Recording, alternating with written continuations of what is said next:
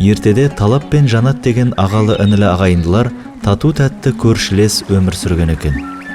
Алайда бір күні ағасы Талап інісі Жанаттың өтінішін орындамай қалып, араларында салқындық пайда болады. Екіншіде інісі де ағасына қажетті көмекті көрсетпей, өткен жолғы ренішін еске салады. Осыдан кейін екеуі қатты ренжіседі.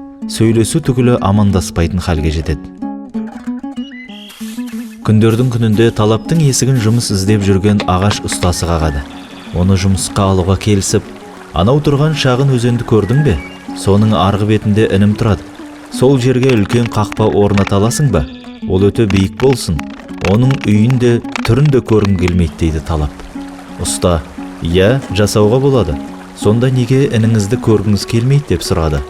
Ағасы не себепті ұрысқандарында есіне түсіре алмады. Реніші тереңдеп кеткен екен.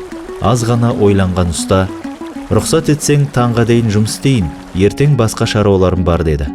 Қожайын келісім берді. Алайда түні бойы мазасызданып ұйықтай алмады. Оның үстіне сырттан ұста құралдарының тарс-тұрс дыбыстары естіле берді. Ақыры таң атып, қожайын сыртқа шығып, қақпаға тапсырыс берген тұсқа мойын бұрды. Қараса ешқандай қақпа жоқ. Керісінше өзеннің арғы бетіне өтетін көпір қойылыпты. Сорың құрсын, мынау не сұмдық? Мына ұстаны ма? Мен оған әлгілерді көзіме көрсетпейтін қақпа салуды тапсырдым ғой деп ашуға буылға бергенде таныс бейне ұшырасты. Кілт тоқтады.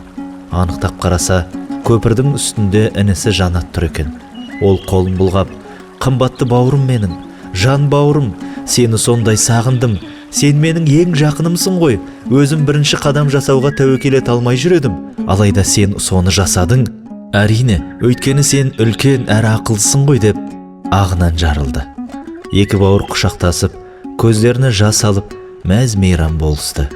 Екеуі көк шалғынға отыра кетіп, өткен-кеткенді еске алып, қызықты сәттерін айтудан жалықпады. Осылайша кештің қалай батқанын білмей де қалды.